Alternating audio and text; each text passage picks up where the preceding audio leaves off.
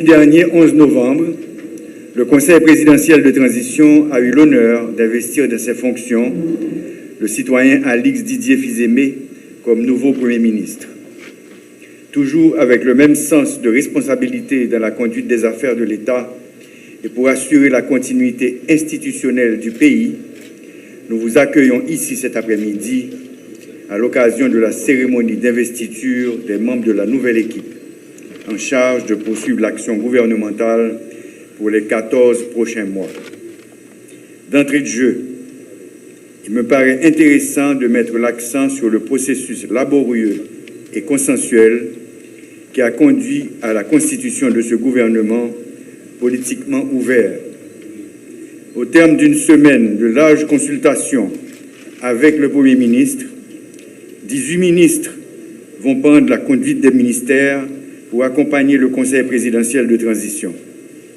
Nous avons fait de notre mieux pour agir vite et bien, pour agir bien, parce que nous pas gagnons le temps. C'est coulier pour nous changer, ça qui pour changer pour sauver la transition. Compatriotes, nous obligés à respecter que pas gagnons le temps de vendre. C'est coulier pour nous changer ça qui méritait changer, pour sauver la transition. Dans un moment qui portait en pile tête chargée, même conseil présidentiel là, ensemble avec le Premier ministre là, choisit citoyenne et citoyen Sayo qui pourra entrer dans le gouvernement. En pile dans yo, Jean-Nou Kawel, c'est ministre qui était là déjà, qui pourra continuer le travail qui a été commencé dans le ministère. Moi, qu'on a posé tête nous en pile question. Nous avons gros tête chargée. Parce que nous sommes ministres allés, nouveau ministre a venu et puis bandits sanguinaires viennent plus agressifs. Il a attaqué, assassiné plus de monde, brûlé plus de cailles dans plusieurs quartiers. Nous sommes conscients de la gravité et des conséquences de toutes ces actes. Nous allons travailler tout de suite pour combattre les dernières attaques. Nous présentons sympathie Conseil présidentiel de transition à toutes victimes moment ça. Maintenant, des ministres n'ont pas investi aujourd'hui pour comprendre ça et puis agir en conséquence pour des faits clés coups ça, gang yo a cherché installer dans le pays. Maintenant, de tout le monde qui a une responsabilité dans l'État pour comprendre ça tout. Maintenant, des populations arrêtées tête frette, pas prendre en provocation. Le Conseil présidentiel là reconnaît déjà, il faut que nous avancions plus vite. Nous déjà misé trop dans la route. Souffrance citoyenne, pas qu'attendre encore.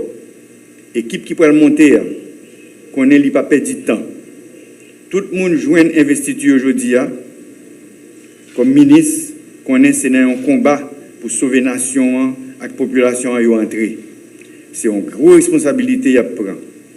Tout j'ai déjà braqué sur eux pour quel résultat positif y a bail. Monsieur le Premier ministre, Mesdames, Messieurs les ministres, vous avez répondu positivement à l'appel qui vous a été fait pour servir votre pays dans un contexte vraiment particulier.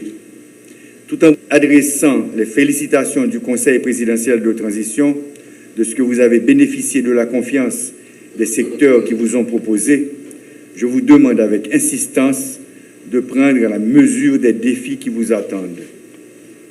Je vous demande, dès la présente minute, de vous mettre au travail pour combler les attentes d'une population avide depuis longtemps, trop longtemps, de solutions concrètes qui mettront fin à ces souffrances.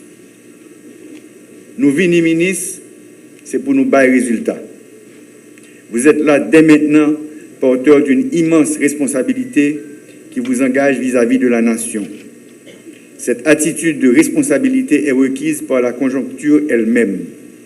Nous vivons en effet une situation de paralysie presque totale de la vie économique et sociale, tandis que des échéances importantes de la vie démocratique et politique de la nation nous attendent. Je fais référence notamment à la tenue du référendum constitutionnel et à la réalisation des élections l'année prochaine. Je vous demande d'assumer pleinement vos responsabilités, mais avec beaucoup de transparence et combattre la corruption sous toutes ses formes. Tous les ministres, chacun en ce qui le concerne, doivent agir contre l'insécurité. L'exemplarité et la transparence doivent et devront guider vos actions pour rétablir la confiance de la population en ses dirigeants et en ses institutions. Plus que jamais, le pays attend une gestion rationnelle et rigoureuse des ressources limitées disponibles.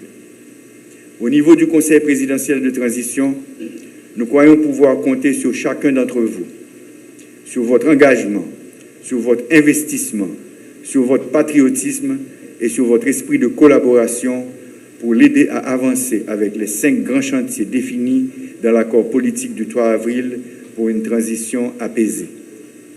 Mettez-vous au travail dès maintenant, en commençant par ce qui nous est dicté par la loi de la réalité, à savoir commencer par le problème le plus urgent, le plus pressant et le plus douloureux, je veux dire le problème de l'insécurité. Notre volonté, c'est avant tout de rétablir la paix et de libérer de la peur les esprits des uns et des autres. Et pour cela, obtenir que cesse cette terreur et cette violence aveugle qui ne font partie ni de nos valeurs, ni de nos pratiques sociales et culturelles.